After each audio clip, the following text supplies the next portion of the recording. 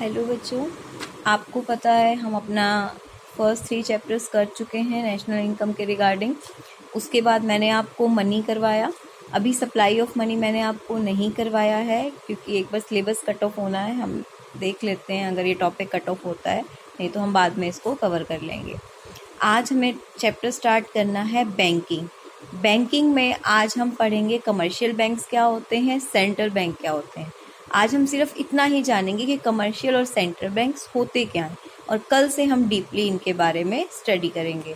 तो chapter number 5 open कर लीजिए आप लोग, जो कि है banking, commercial bank and the central bank. अगर आपको ध्यान से दिखाई दे रहा हो तो यहाँ पे आपके कितने टॉपिक हैं, 1 2 3 4।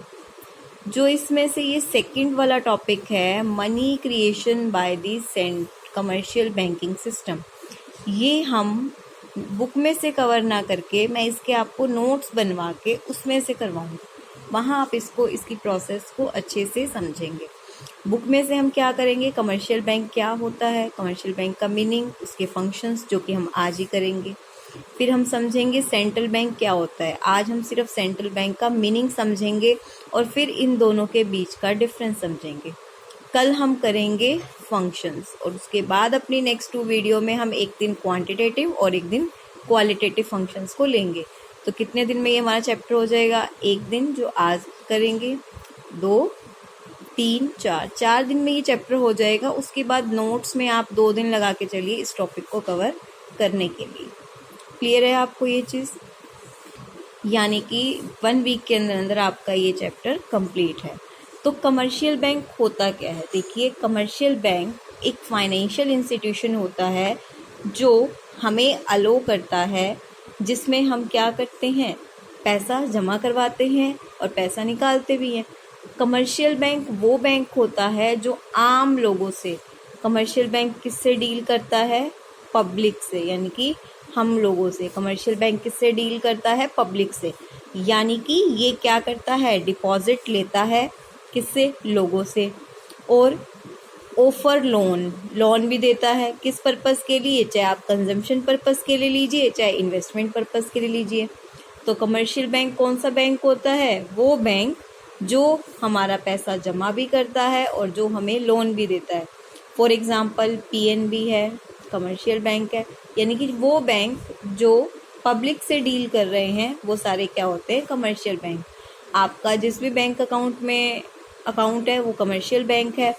जो रेट ऑफ इंटरेस्ट चार्ज की जाती है कमर्शियल बैंक के द्वारा is higher than the rate of interest paid by them. आप समझ रहे हो, एक तो रेट ऑफ इंटरेस्ट चार्ज होगा और एक वो रेट ऑफ इंटरेस्ट पे करेंगे। आपने मानो ये बैंक है, ठीक है, आपने बैंक में पैसा क्या किया, डिपॉजिट किया। आपने बैंक में पैसा क्या किया, डिपॉजिट किया। कोई ए पर्सन था, उसने बैंक में पैसा डिपॉजिट किया, कोई बी पर्सन है, उसने लोन लिया, ठीक है। अब जब ए ने बैंक में पैसा डिपॉजिट किया है तो बैंक इसको क्या देगा, इंटरेस्ट। बैंक इसको क्या देगा, इंटरेस्ट। यहाँ पे बैंक इंटरेस्ट दे रहा है, इंटरेस्ट पेड बाय देम, और यहाँ पे बैंक ने बी को लोन दिया है ना। देखो एरो देखो, ए ने बैंक में पैसा दिया तो इसने इंटरेस्ट दिया। अब बैंक ने बी को लोन दिया तो बी क्या करेगा, बैंक को देगा, इंटरेस्ट पे करेगा। यानी कि बैंक इससे इंटरेस्ट क्या करेगा, चार्ज करेगा। बैंक इससे इंटरेस्ट क्या करेगा, चार्ज, और ये है इंटरेस्ट पेड। 2 वर्ड यूज हुए ना यहाँ पे, 2 इंटरेस्ट की बात हुई है, एक इंटरेस्ट चार्ज और एक इंटरेस्ट पेड। दोबारा से समझिए, जब आपने बैंक में पैसा जमा किया तो बैंक आपको इंटरेस्ट पे करेगा। जब बैंक ने किसी को पैसा उधार पे दिया तो बैंक उससे इंटरेस्ट क्या करेगा, चार्ज करेगा। बैंक इंटरेस्ट जो चार्ज किया जा रहा है उसकी रेट हायर होएगी। सपोज कीजिए ये 8% है और ये 6%। यानी कि बैंक कम पैसा देगा पर लेगा ज़्यादा, तभी तो बैंक को फ़ायदा होएगा। बैंक पैसा कमाता कहाँ से है, मानो आपने बैंक में पैसा जमा किया, उसके बदले पैसा तो आपको पूरा ही वापस चाहिए। बैंक इंटरेस्ट से पैसा कमाता है। बैंक आपको 6% इंटरेस्ट दे रहा है, पर आपका पैसा मार्केट में देके वो कितना इंटरेस्ट ले रहा है उनसे, 8%। 8 में से 6 आपको दे रहा है जो 2% है वो बैंक का क्या हो जाता है, प्रॉफिट। वो बैंक का क्या हो जाता है, प्रॉफिट। यही तो बैंक का काम है, आपसे पैसा लेके आपका पैसा किसी और को देना, दूसरे से उसके बदले इंटरेस्ट चार्ज करना, उसका कुछ हिस्सा आपको देना, कुछ हिस्सा क्या रखेगा, बैंक रखेगा। आपकी जो पैसा जमा है वो तो पूरा का पूरा आपका है। जो बैंक पैसा कमाता है, बैंक को जो अर्निंग होती है वो कहाँ से होती है, इंटरेस्ट से। यानी कि आपके पैसे पे वो आपको कम इंटरेस्ट देता है, तभी तो वो कमाएगा। आपका पैसा मार्केट में ज़्यादा इंटरेस्ट पे लगा के उसमें से कुछ इंटरेस्ट आपको दे दिया और कुछ अपने पास रख लिया, जो अपने पास रखा वो उसका क्या हुआ, प्रॉफिट। तो ये चीज़ क्लियर हो गई। The difference between two rates are called spread. जो ये मैंने प्रॉफिट बोला है 2%, इसको हम क्या बोलते हैं, स्प्रेड। इसको हम क्या बोलते हैं, spread. Which is source of profit, जो एक प्रॉफिट का सोर्स है, मैंने भी यही बताया आपको। तो कमर्शियल बैंक क्लियर हो गया। स्प्रेड क्या होता है, जो रेट ऑफ इंटरेस्ट चार्ज किया जाता है वो माइनस में जो रेट ऑफ इंटरेस्ट पे किया जाता है, दोनों का डिफरेंस क्या कहलाता है, स्प्रेड। ठीक है, और इसी के थ्रू कमर्शियल बैंक क्या करते हैं, by the way of spread, इसी प्रोसेस से ये क्या कमाते हैं, प्रॉफिट कमाते हैं। क्या कमाते हैं, प्रॉफिट। तो कमर्शियल बैंक पता चल गया क्या होते हैं। कमर्शियल बैंक हमारे आम जनता से जो डीलिंग होती है वो क्या होता है, राजे, कमर्शियल बैंक। फंक्शंस क्या क्या हैं, दो ही काम है इसके, आपने समझे हैं, जो हमारा पैसा जमा करते हैं और उस पैसे को आगे कहीं ना कहीं लोन पे देते हैं। तो एक्सेप्ट डिपॉजिट में क्या आएगा, a bank accept deposit from the public, public से पैसा लेते हैं। ठीक है, वो पैसा कैश की फॉर्म में भी हो सकता है और नॉन कैश भी, यानी कि चेकेबल डिपॉजिट भी हो सकते हैं। Checkable deposit is that against which cheque can be issued any time. Checkable deposit वो होते हैं जिसके अगेंस्ट आप कभी भी चेक इशू कर सकते हो। नॉन चेकेबल में आप चेक इशू नहीं कर सकते, मतलब किसी भी, जरूरी नहीं कि आप हर टाइम। अब आप बैंक में पैसा जमा कराते हो, बैंक में पैसा जमा करवाने के दो ऑप्शन है, या तो आप अपने सेविंग अकाउंट में डालो, ठीक है, या आप उसकी एफडी बनवा लो। एफडी सुना हुआ है ना, फिक्स डिपॉजिट, यानी कि टर्म डिपॉजिट भी जिसको हम कह सकते हैं। सेविंग अकाउंट में से तो आप जब मर्जी पैसा निकाल सकते हो, पर यहाँ पे चेक भी दे सकते हो किसी को जो सेविंग में पैसा है। पर एफडी क्या होती है, लाइक 2 इयर्स कॉन्ट्रैक्ट हो गया, 5 इयर्स कॉन्ट्रैक्ट हो गया, मतलब बांध दी जाती है कि इस पैसे को आप छेड़ोगे नहीं। जितने साल की आपने एफडी बनवाई है ना, आप उस पैसे की, आप ये नहीं सोचोगे बैंक में आप इतना पैसा है, आप इसके लिए चेक इशू नहीं कर सकते, क्योंकि चेक इशू करोगे तो बैंक आपकी एफडी तोड़ के पेमेंट नहीं करेगा। बैंक सिर्फ पेमेंट करेगा जो आपके सेविंग अकाउंट में, यानी कि ओपन में जो पैसा रखा हुआ है उसमें से। तो फिक्स पीरियड ऑफ टाइम के लिए जो पैसा एक रिजर्व किया जाता है उसे कहते हैं फिक्स डिपॉजिट। और फिक्स डिपॉजिट में ना इंटरेस्ट आपको ज़्यादा मिलता है, किसके मुताबिक, चेकेबल, जो सेविंग से ज़्यादा इसमें फ़ायदा होता है, क्योंकि यहाँ खुले में पैसा पड़ा रहता है, उसमें इतना इंटरेस्ट नहीं होता। पर हमें ओपन में भी पैसा रखना होता है हमारी ज़रूरतों के लिए। एफडी हम इसलिए बनवा देते हैं कि पैसा काफ़ी टाइम के लिए सेव भी रहता है और अच्छी इनकम भी हो जाती है, हमारा इंटरेस्ट अच्छा मिलता है यहाँ पे हमें। क्लियर है। उसके बाद क्या है, advancing loan. Advancing loan another basic function है किसका, कमर्शियल बैंक का। Bank advance loan, bank loan देते हैं किसको, प्रोड्यूसर को, ताकि वो पैसा इन्वेस्ट कर सकें, और कंज्यूमर को देंगे कंजम्पशन के लिए। लोन दिया जाता है किसी सिक्योरिटी के अगेंस्ट, और उस सिक्योरिटी को हम क्या कहते हैं, कोलेट्रल सिक्योरिटी। ये नाम याद आपको जरूर रखना है। जब भी आप बैंक से लोन लोगे तो उसके बदले जो भी आपको गिरवी रखना होता है उस चीज़ को हम क्या कहते हैं, कोलेट्रल सिक्योरिटी कहते हैं। जब भी आप बैंक से लोन लेंगे तो लोन लेते हुए आपको जो भी चीज़ गिरवी रखनी होती है उसको हम क्या कहते हैं, कोलेट्रल सिक्योरिटी।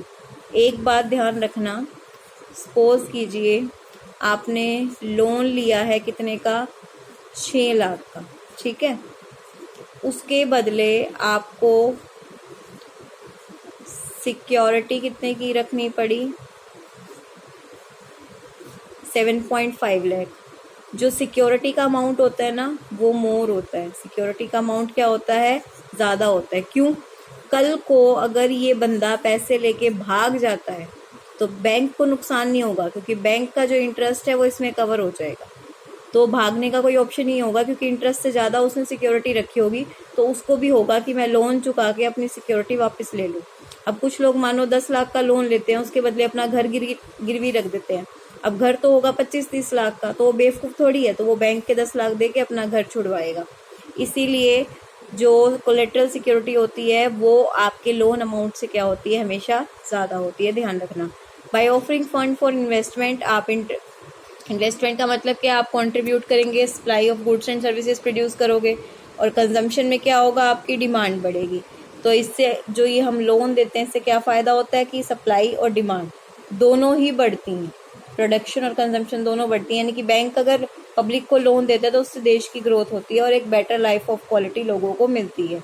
तो by performing their loan role lender of a money the bank act as the agent, bank को हम क्या कह सकते हैं, इकोनॉमिक ग्रोथ का एजेंट भी कह सकते हैं, क्योंकि वो लोगों को पैसा देते हैं। ठीक है, तो ये कंसेप्ट समझ आ गया। तो अभी आपने क्या समझा अभी तक, कमर्शियल बैंक क्या होता है और इसके दो फंक्शन। तो आपने एक्सेप्टिंग डिपॉजिट और एडवांसिंग लोन भी समझ लिया है, लोन के अगेंस्ट कोलेटरल सिक्योरिटी रखते हैं। और ये ध्यान रखना, ये पॉइंट आगे आएगा, कोलेटरल सिक्योरिटी का अमाउंट मोर होता है किससे, आपकी जो लोन अमाउंट है उससे। अब ये सेकंड टॉपिक तो आपको पता है मेरे नोट्स के थ्रू करवाना है। हम आते हैं कमर्शियल बैंक पे, सेंट्रल बैंक पे, जो हमारा थर्ड टॉपिक है। सेकंड टॉपिक हमने नोट्स में करना है, थर्ड टॉपिक आपको समझना है कमर्शियल बैंक। आज मैं आपको कमर्शियल बैंक का मीनिंग समझाऊंगी और दोनों में डिफरेंस करवाऊंगी। इसके फंक्शंस जो हैं हम कल करेंगे, ये मोस्ट इम्पॉर्टेंट है। इसमें से कोई भी एक फंक्शन आपका जरूर आता है 3 to 4 मार्क्स में। देखो, कमर्शियल बैंक वो थे जो पब्लिक से डील कर रहे थे, सेंट्रल बैंक वो होते हैं जो किससे करते हैं, deal with commercial bank. Central bank कौन से होते हैं, सेंट्रल बैंक कौन से बैंक होते हैं जो किससे डील करते हैं, कमर्शियल बैंक से। यानी कि देखो, कमर्शियल बैंक वो बैंक है जो लोगों से डील कर रहा है। लोगों से डील करने का मतलब पैसा लेना देना। अगर वहां पे कोई गड़बड़ी होती है तो उनके ऊपर भी तो कोई कंट्रोल करने वाला होना चाहिए ना। तो कमर्शियल बैंक को कंट्रोल कौन करता है, सेंट्रल बैंक। और हमारा सेंट्रल बैंक अगर आप लोगों को पता हो तो वो क्या है, आरबीआई। क्या है, आरबीआई। सेंट्रल बैंक एक अपेक्स बैंक होता है जो कंट्रोल करता है पूरे बैंकिंग सिस्टम को, इसी के अकॉर्डिंग बैंकिंग सिस्टम को चलना होता है। It is the sole agency of note issuing, ये ही एक एजेंसी है जो नोट इशू करती है और कंट्रोल करती है सप्लाई ऑफ मनी पे। यानी कि सेंट्रल बैंक ही कमर्शियल बैंक पे अपना रूल लगाती है, उसी के थ्रू वो मनी पे कंट्रोल करती हैं। ये काम करती है banker to the government of manages, ये फॉरेन एक्सचेंज को भी मैनेज करती है। जब हम इसके फंक्शन करेंगे ना तो आप समझेंगे कि ये बैंकर टू गवर्नमेंट और फॉरेन एक्सचेंज कैसे करती है। सेंट्रल बैंक को आरबीआई, इंडिया में आरबीआई कहते हैं, यूके में बैंक ऑफ इंग्लैंड कहते हैं, यूएसए में फेडरल रिजर्व सिस्टम, यानी कि वो बैंक जो बैंकों को संभालते हैं। देयर इज़ नो कोई स्टैंडर्ड डेफिनेशन नहीं है। ठीक है, इसके कुछ फंक्शन है भाई, ये क्या क्या काम करते हैं। एक कॉमन फंक्शन क्या है कि ये bank perform in all economic of the world, ये क्या करते हैं, कंट्रोल और मैनेज करते हैं पूरी जो मनी की सप्लाई है उसको। तो एवरी सेंट्रल बैंक का एक ही काम होता है कि कंट्रोल करना। सेंट्रल बैंक खोले किस लिए जाते हैं, आपके पूरे बैंकिंग सिस्टम को कंट्रोल करना, यानी कि मनी की सप्लाई और क्रेडिट को कंट्रोल करना। तो फंक्शंस कल करेंगे, आज डिफरेंस देखते हैं हम इसका। सेंट्रल बैंक अपेक्स बैंक होता है, ये हर कंट्री में एक ही होता है। Commercial banks function under the commercial bank central bank के अंडर काम करते हैं। ठीक है, सेंट्रल बैंक क्या करता है, पैसा लेता है और लोन देता है किसको, कमर्शियल बैंक को। ये पब्लिक से डील नहीं करता। कमर्शियल बैंक सेम काम करता है बट पब्लिक से। ये कमर्शियल बैंक को देते हैं लोन और पैसा लेते हैं, और ये पब्लिक से। सेंट्रल बैंक रेगुलेट करता है मनी की सप्लाई को और प्रिंसिपल सोर्स है। कमर्शियल बैंक कंट्रीब्यूट करता है, ये रेगुलेट, ये चलाता है, ये उसका जो चला रहा है उसको बस आगे कंट्रीब्यूशन दे रहा है। ये कस्टडी रखता है फॉरेन एक्सचेंज की, क्योंकि फॉरेन पैसा भी चाहिए ना। मैनेज फ्लोटिंग आपका आएगा आगे कि किस तरह से मैनेज करना है, क्योंकि आप इंपोर्ट एक्सपोर्ट करते हो तो आपको फॉरेन करेंसी भी आपकी कंट्री में कितनी होनी चाहिए वो रखता है। ये कस्टोडियन नहीं है, इसका कोई लेना देना नहीं है फॉरेन एक्सचेंज से। ये नोट इशूइंग की अथॉरिटी होती है, इसके पास नहीं होती है। ये हमारा ग्रोथ और स्टेबिलिटी को ध्यान में रखता है। और कमर्शियल बैंक सिर्फ किस पे फोकस करता है, अपना प्रॉफिट कमाने में। ठीक है, ये पैसा, ये एक पॉइंट और लिख सकते हो मीनिंग में से कि एक्सेप्ट करता है डिपॉजिट और लोन कमर्शियल बैंक को, वो तो वैसे आ ही चुका है पॉइंट। ठीक है, और ये किससे करता है, पब्लिक को। तो आज हमने क्या सीखा है, अच्छे से सुन लीजिए। आज हमने कमर्शियल बैंक सीखा, हमने सेंट्रल बैंक सीखा। कमर्शियल बैंक लोगों से डील करता है और सेंट्रल बैंक कमर्शियल बैंक से डील करता है। ठीक है, हमने इसके फंक्शंस कर लिए थे कमर्शियल बैंक के, पर सेंट्रल बैंक के फंक्शंस जो हैं वो हम कल की वीडियो में करेंगे, और ये मोस्ट इम्पॉर्टेंट फंक्शन है। Thank you.